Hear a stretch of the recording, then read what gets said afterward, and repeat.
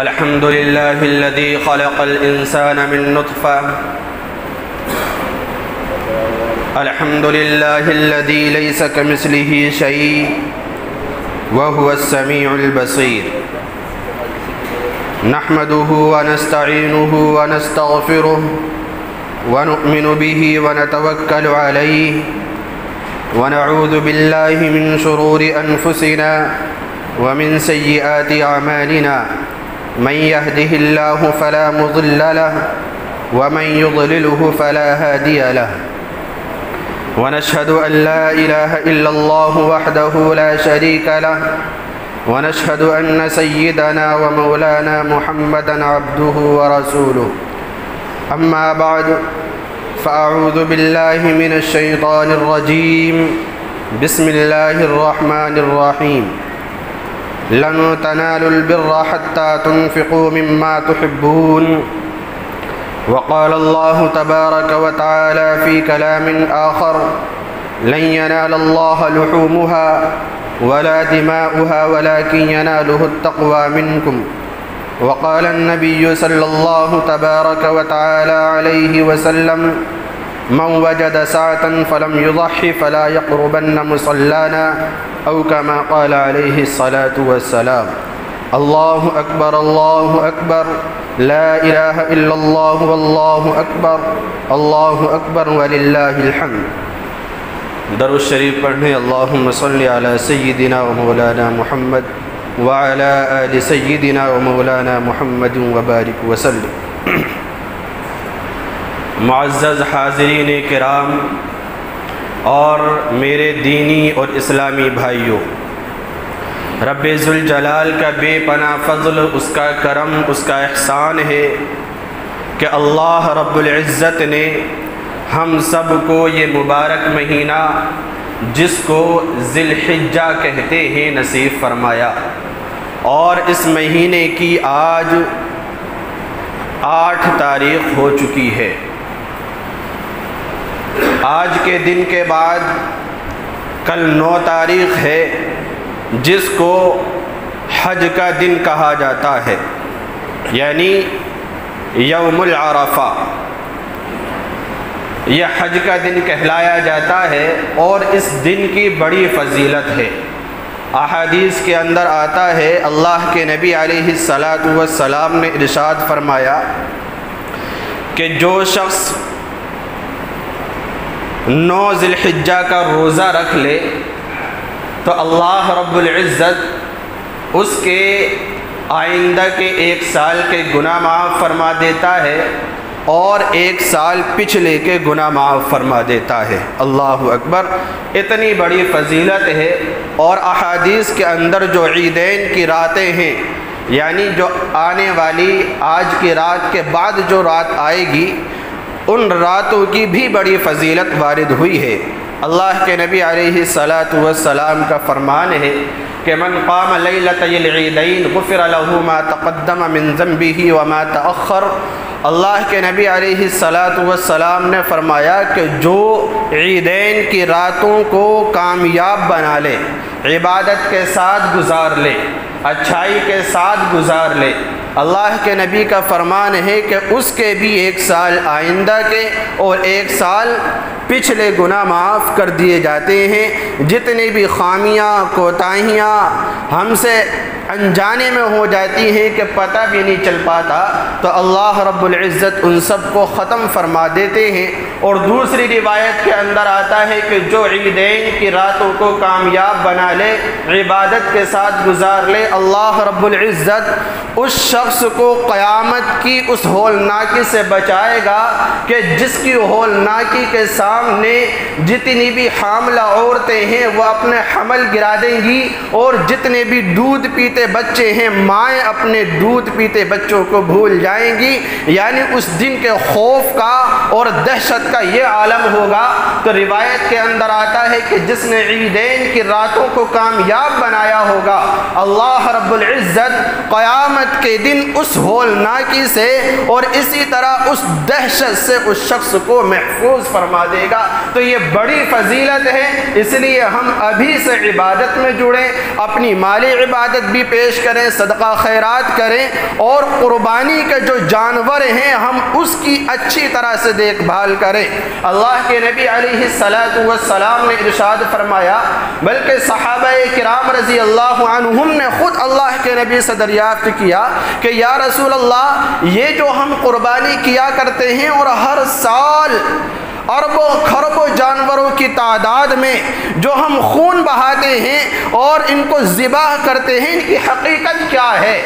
یہ کیوں ذبح کرتے ہیں؟ کیا ماجرا ہے؟ اصل کیا وجہ ہے؟ تو اللہ کے نبی علیہ السلام نے ارشاد فرمایا، ہی سنت ابیکم ابراہیم، کہ یہ تمہارے بزرگ باپ، تمہارے جد امجد سیدنا ابراہیم علیہ السلام کی ایک پیاری سنت ہے کہ جنہوں نے اپنے بیٹے کو چھری کے نیچے رکھ کر امتحان کے اندر کامیابی حاصل کی، اور اللہ رب العزت نے ان کی اس ادا کو رہتی دنیا تک کے لیے قائم اور دائم فرما دیا۔ تو یہ وہ یادگار ہے سیدنا ابراہیم علیہ السلام کی، جو پوری دنیا کے اندر ذی الحجہ کی 10ویں تاریخ سے لے کر 12 تاریخ کی مغرب تک، یعنی سورج غروب ہونے سے پہلے تک منائی جاتی ہے۔ 3 دن یہ قربانی کے اللہ رب العزت نے پوری امت مسلمہ کو یہ عطا فرمائے، اور صحابہ کرام رضی اللہ عنہم نے پھر آگے سوال کیا کہ مالنا فیہا یا رسول اللہ، یعنی اے اللہ کے نبی، یہ قربانی جو ہم کرتے ہیں اس میں ہمیں ملے گا کیا؟ ہمارا بینیفٹ کیا ہے؟ ہمارا فائدہ کیا ہے؟ اس میں کیا ملے گا؟ اللہ کے نبی علیہ السلام نے فرمایا، لِكُلِّ شَعْرَةٍ حَسَنَةٍ، کہ جانور کے ہر بال کے بدلے تمہیں ایک نیکی ملے گی۔ اور پھر قرآن کریم کا اعلان سن لو کہ من جاء بالحسنۃ فلہ عشر امثالها، جو اللہ کے دربار میں ایک نیکی لے کر حاضر ہوگا، اللہ رب العزت اس ایک نیکی کا اجر بڑا چڑھا کر 10 نیکیوں کے برابر عطا فرمائیں گے۔ من جاء بالحسنۃ فلہ عشر امثالها، اور یہ تو کم سے کم ثواب ہے، 10 سے لے کر 70 تک زیادتی ہو سکتی ہے۔ جتنا زیادہ اخلاص ہوگا، جتنی زیادہ قربانی ہوگی، جتنی زیادہ محنت ہوگی، جتنی زیادہ اس نے اپنے وقت کو کھپایا ہوگا اور قربانی کے جانور کی حفاظت کی ہوگی، اس کی دیکھ بھال کی ہوگی، کھلایا پلایا ہوگا، یہ 10 سے لے کر ایک نیکی یہاں 10 سے لے کر 70 تک پہنچ سکتی ہے۔ تو اندازہ لگائیے کہ قربانی کے جانور پر کتنے بال ہوتے ہیں، اس کی چمڑی پر کتنی تعداد میں بال ہوتے ہیں، کوئی اس کو شمار نہیں کر سکتا، اور اس کی نیکیوں کا پھر کیا عالم ہوگا۔ صحابہ کرام نے پھر دریافت فرمایا کہ فصوف فیہا یا رسول اللہ، بہت سارے جانور ایسے ہوتے ہیں کہ ان کے جسم پر بال نہ ہو کر روئی ہوتی ہے، میڈے کی شکل میں، دمبے کی شکل میں جو جانور ہوتے ہیں ان کے جسموں پر اون ہوتی ہے۔ تو فصوف یا رسول اللہ، اے اللہ کے پیغمبر، ہمیں بال کے بارے میں تو حکم پتہ چل گیا، لیکن بہت سارے جانور ایسے ہوتے ہیں کہ ان کے جسم پر اون ہوتی ہے، ان کے ذرات تو گن بھی نہیں سکتے، لا تعداد ان کے ذرات ہوتے ہیں ان کے، تو اس کا کیا حکم ہے؟ اس کے بدلے میں ہمیں کیا ملے گا؟ اللہ کے نبی علیہ السلام نے فرمایا، لِكُلِّ شَعْرَةٍ مِّنَ الصُّوفِ حَسَنَةٌ، اون کے ہر ذرے کے بدلے، اون کے ہر بال کے بدلے میں بھی تمہیں ایک نیکی ملے گی۔ اللہ اکبر! کتنی عظیم الشان عبادت ہے کہ اللہ رب العزت نے قربانی کی یہ اہم ترین عبادت دے کر اصل تو انسانوں کو، ایمان والوں کو موقع فراہم کیا ہے کہ تم مجھ سے نیکیاں لوٹ لو، نیکیاں لوٹ لو، نیکی کی برسات کرنے جا رہا ہوں۔ یہی وجہ ہے کہ اللہ کے نبی علیہ السلام ہمیشہ قربانی کی ترغیب دیا کرتے تھے، اور خود اپنی طرف سے بھی کیا کرتے تھے اور اپنی امت کی طرف سے بھی کیا کرتے تھے۔ ایک حدیث کے اندر آتا ہے، اللہ کے نبی علیہ السلام نے ایک موقع پر ایک مینڈا ذبح کیا، ذبح کرنے کے بعد یہ دعا پڑھی، اللہم ہذہ عنی، اے اللہ یہ قربانی میری طرف سے بھی ہے، وَأَمَّن لَّمْ يُضَحِّ مِنْ أُمَّتِي، اور میری امت کے ان لوگوں کی طرف سے بھی ہے جو قربانی کرنے کی استطاعت اور طاقت نہیں رکھتے، یہ میری امت کے ان لوگوں سے بھی ہے جو نادار ہیں، مفلس ہیں، کمزور ہیں، میری امت کے ناداروں کی طرف سے بھی ہے، میری امت کے مفلسوں کی طرف سے بھی ہے، میری امت کے فقراء کی طرف سے بھی اس کو قبول فرما، میری امت کے غریبوں کی طرف سے بھی اس کو قبول فرما۔ تو اس روایت سے پتہ چلتا ہے کہ نفلی طور پر اگر کوئی شخص قربانی کر دے اور اس کے اندر اگر پوری امت کی نیت کر لے، سارے انبیاء، تمام صحابہ، تمام اولیاء کرام، تمام بزرگان دین اور اپنی آل و اولاد کو سب کو شامل کر لے نفلی قربانی کے اندر، تو اللہ رب العزت سب کو اس کا ثواب مرحمت فرما دیتے ہیں۔ یہ ایک عظیم الشان عبادت کی یہ برکت ہے کہ ایک قربانی نفلی طور پر کرو اور سب کی نیت اس کے اندر کر لو، اللہ رب العزت سب کو ثواب پہنچا دیں گے۔ لیکن جو واجب قربانی ہے، جو واجب قربانی ہے جس کو اللہ رب العزت نے لازم کیا ہے، وہ صرف اس کی اپنی طرف سے ہی ادا ہوگی، اس میں کسی دوسرے کو شامل نہیں کیا جا سکتا، اس میں کسی دوسرے کو شریک نہیں کیا جا سکتا۔ اگر ایک شخص بکرے کی قربانی کرتا ہے تو بکرا صرف ایک ہی آدمی کی طرف سے ہو سکتا ہے، دو آدمی کی طرف سے نہیں ہو سکتا۔ اور اسی طرح اگر کوئی بڑے جانور کی قربانی کرتا ہے، بھینسے کی، تو پھر اس کے اندر زیادہ سے زیادہ 7 آدمی شریک ہو سکتے ہیں، یعنی وہ بڑے جانور کے اندر 7 آدمی اپنا حصہ لے کر قربانی کر سکتے ہیں، اور اس سے کم جتنے چاہیں کر لیں۔ بڑا جانور اگر کوئی اپنی طرف سے اکیلے کرنا چاہتا ہے کر سکتا ہے، 2 آدمی مل کے کرنا چاہتے ہیں کر سکتا ہے، 3 کرنا چاہتے ہیں، 4 کرنا چاہتے ہیں، 5 6 7 کرنا چاہتے ہیں کر سکتا ہے، لیکن 7 سے زیادہ نہیں کر سکتا۔ تو یہ اللہ رب العزت نے کتنی آسان عبادت بنا دی کہ اگر کوئی اپنی طرف سے قربانی نہیں کر سکتا، ایک جانور کو خود اپنے بلبوتے پر اپنی کمائی سے اپنی رقم سے نہیں خرید سکتا تو حصہ لے لے، چند آدمی مل کر بڑے جانور میں شریک ہو جائیں اور اس کو قربان کر دیں۔ اللہ کے نبی علیہ السلام نے ارشاد فرمایا کہ یاد رکھو اے ابن آدم کہ عید کے ایام میں، یعنی عید کو جو 3 دن ہیں، پہلا دن، دوسرا دن، تیسرا دن، 10 ذی الحجہ کا دن، 11 ذی الحجہ اور 12 ذی الحجہ کا دن، ان 3 دن کے اندر اللہ رب العزت کو قربانی سے زیادہ محبوب کوئی عمل نہیں لگتا،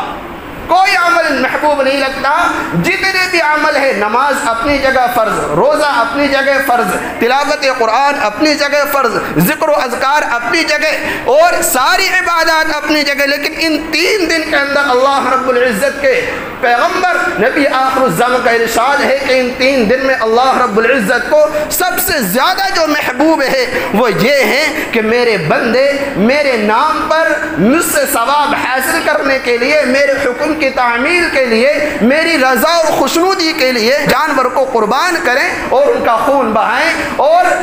حدیث کے اندر آتا ہے کہ جب کوئی بندہ جانور کو ذبح کرتا ہے تو اس کا خون زمین پر گرنے سے پہلے اللہ کی بارگاہ میں وہ قبول ہو جاتا ہے اور اس کا جو اجر ہے وہ اس شخص کے کھاتے میں پہنچ جاتا ہے۔ اتنی عظیم الشان عبادت ہے۔ اللہ کے نبی علیہ السلام نے اس کو حکم دیا ہے کہ ہر صاحب استطاعت شخص پر اس کو کرنا واجب اور ضروری ہے، لازم ہے۔ اگر صاحب استطاعت شخص کوئی نہیں کرتا ہے، لاپرواہی کرتا ہے، اگر ایک گھر کے اندر ایک آدمی صاحب استطاعت ہے تو اسی ایک شخص پر قربانی واجب ہے۔ ایک گھر کے اندر 2 آدمی میاں بیوی دونوں صاحب استطاعت ہیں، دونوں کے پاس اپنی اپنی ملکیت میں اتنا زیور ہے، اتنا مال ہے، اتنا سامان تجارت ہے، اتنی ضروریات اصلیہ سے زیادہ چیزیں ہیں کہ جن کی مقدار 52.5 تولہ چاندی کی قیمت تک پہنچتی ہے، تو ان دونوں پر بھی قربانی واجب ہے۔ اگر ایک گھر کے اندر 3 افراد ہیں جو صاحب استطاعت ہیں، تینوں پر واجب ہے۔ اسی طرح اگر گھر کے اندر جتنے بھی افراد ہیں سارے صاحب استطاعت ہیں، چاہے وہ 5 ہوں یا 10 ہوں، جتنے بھی ہیں اللہ رب العزت نے سب کو کاروبار سے نوازا ہے، سب اپنی اپنی ڈیوٹی پہ جاتے ہیں، سب کا اپنا اپنا بینک بیلنس ہے، سب کے اپنے اپنے پراپرٹی ہے، سب اپنے اپنے حصے کا کھاتے پیتے ہیں۔ اللہ رب العزت نے سب کے ذمہ یہ لازم کیا کہ سب کے اوپر ایک ایک قربانی کرنا لازم اور ضروری ہے۔ اگر اس موقع پر کوئی ایک شخص گھر کا ذمہ دار یہ سوچ لے کہ میں صرف ایک قربانی کر دوں اور وہ سارے افراد کی طرف سے کافی ہو جائے، تو ایسا نہیں ہو سکتا، کیونکہ یہ بہت بڑی بھول ہے اور ہمارے معاشرے کے اندر یہ بات پائی جاتی ہے۔ بہت سارے لوگ سوچتے ہیں کہ بھئی بیوی پہ بھی واجب ہے، بیٹے پر بھی ہے اور بھائی پر بھی ہے، تو مشورہ کر لیتے ہیں کہ چلو مل جل کر ایک بکرا خرید لیتے ہیں، ایک جانور خرید لیتے ہیں اور کر دیں گے، سب کی طرف سے ہو جائے گا۔ اگر اس طرح کسی نے کیا ہے تو یاد رکھیں کہ کسی طرف سے کسی کی بھی طرف سے قربانی ادا نہیں ہوئی، سارے گنہگار ہوں گے، سارے گنہگار ہوں گے۔ اس لیے ہر شخص پر جو بھی صاحب استطاعت ہے الگ الگ قربانی کرنا واجب اور ضروری ہے۔ یا اللہ کی طرف سے ہم تو یہ سوچتے ہیں یہ بوجھ ہے، بوجھ نہیں ہے۔ اللہ کے نبی علیہ السلام نے ارشاد فرمایا جس جانور کی قربانی کی جاتی ہے وہ جانور اللہ رب العزت کے دربار میں سفارشی بنے گا، سفارشی بنے گا۔ اور احادیث کے الفاظ ہیں سمنوا ضحایاکم، سمنوا ضحایاکم، اپنی قربانی کے جانوروں کو کھلا پلا کر ان کی دیکھ بھال کر کے خوب موٹا تازہ کرو، ان کی اچھی طرح پرورش کرو۔ ایسا نہ ہو کہ لائے بازار سے خرید کر اور دروازے پر باندھ دیا،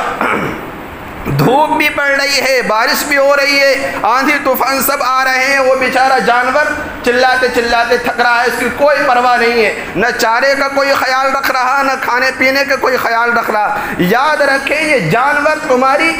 گناہوں کو مٹانے کا ذریعہ ہے، یہ جانور تمہاری نیکیوں میں اضافہ کرنے کا ذریعہ ہے، یہ جانور پل صراط کے پل پر تمہاری سواری ہوگا۔ اس حدیث کے جو آخری الفاظ ہیں سمنوا ضحایاکم فإنها علی الصراط مطایاکم، تم کھلا پلا کر خوب موٹا تازہ کرو، اس لیے کہ کل میدان قیامت میں، میدان محشر میں وہ تمہاری پل صراط پر سواریاں ہوں گی، اور یہ سواری تبھی تمہیں آسانی سے پار کرا سکتی ہے جب صحیح سالم تندرست ہو اور کھلا پلا کر تم نے خوب موٹا تازہ کیا ہو۔ اور اگر تم نے مریل اور لنگڑے جانور کو اور تم نے قربان کیا اور یا اس کو خریدنے کے بعد بالکل مریل بنا دیا، کمزور کر دیا، تو یاد رکھیے کس طرح سے آپ وہ پار کرو گے کہ جس کی لمبائی کی کوئی حد نہیں۔ اللہ کے نبی علیہ السلام نے خاص طور پر اس کی تلقین فرمائی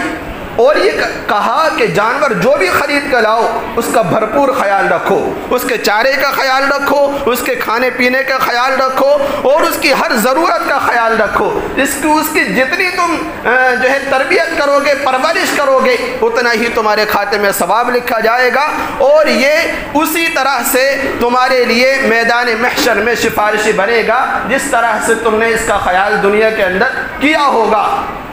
اور پھر اللہ کے نبی علیہ السلام نے دوسری جگہ بھی ارشاد فرمایا کہ جانور ایسا ہونا چاہیے کہ جو تمہیں سب سے زیادہ محبوب ہو، سب سے زیادہ پسندیدہ ہو، کیونکہ چوتھے پارے کی جو آیت میں نے آپ کے سامنے پڑھی لن تنالوا البر حتى تنفقوا مما تحبون، یعنی تم نیکی کے کامل درجے تک اس وقت تک نہیں پہنچ سکتے جب تک کہ تم اللہ کی راہ میں اپنی سب سے زیادہ محبوب ترین چیز کا کچھ حصہ پیش نہ کر دو۔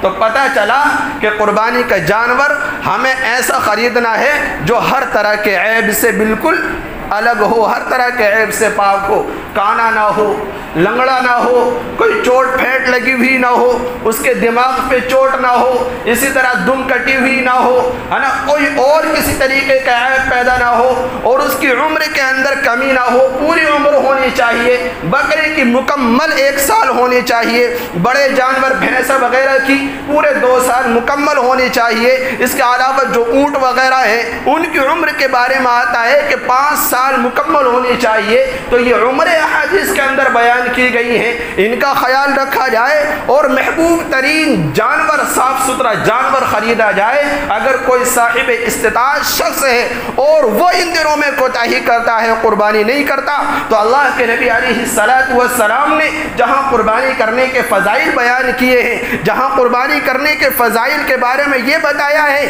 کہ یہ جانور، قربانی کا جانور میدان قیامت میں اپنے سینگ، اپنے کھر اور اپنے بالوں سمیت حاضر ہوگا اور قربانی کرنے والے کی اپنے مالک کی سفارش کرے گا اور اس کو جنت میں لے جانے کا ذریعہ بنے گا۔ وہیں پر اللہ کے پیغمبر علیہ السلام نے ارشاد فرمایا کہ اگر کوئی شخص لاپرواہی سے کام کرتا ہے اور کوئی صاحب استطاعت شخص ان دنوں میں قربانی نہیں کرتا، تو یاد رکھے اللہ کے نبی کا فرمان، من وجد ساعتا فلم یضحی فلا یقربن مصلانا، کہ جو استطاعت کے باوجود قربانی نہ کرے، اللہ کے نبی علیہ السلام نے ایسے شخص پر انتہائی ناراضگی کا اظہار فرمایا ہے اور اس کو یہ حکم دیا ہے ایسے شخص کے لیے کہ وہ مسلمانوں کی عیدگاہ کے قریب بھی نہ بھٹکے، فلا یقربن مصلانا، ان کی خوشی میں شریک ہونا تو بہت دور، ان کے ساتھ کھانا پینا تو بہت دور۔ اگر کوئی صاحب استطاعت شخص قربانی نہیں کرتا ہے تو خبردار وہ ایسا شخص قربانی کے مسلمانوں کی عیدگاہ کے قریب سے بھی نہ بھٹکے، مسلمانوں کی عیدگاہ میں حاضر نہ ہو، ان کے ساتھ نماز میں حاضر نہ ہو۔ یہ حکم دیا گیا ہے، یعنی اس کا ایمان والوں سے کوئی تعلق نہیں ہے۔ کیوں؟ اس لیے کہ اس نے اللہ کے نبی کے حکم کی خلاف ورزی کی ہے۔ اللہ رب العزت نے مال نوازا ہے لیکن پھر بھی وہ کنجوسی کر رہا ہے۔ اللہ رب العزت نے گھر کے اندر 2 4 5 افراد صاحب استطاعت شخص پیدا فرمائے ہیں، ان کو دولت سے نوازا ہے، لیکن ایک ہی قربانی میں کام چلانے کی کوشش کر رہا ہے نا۔ تو یہ جو چیز ہے یہ نہیں ہونی چاہیے۔ اگر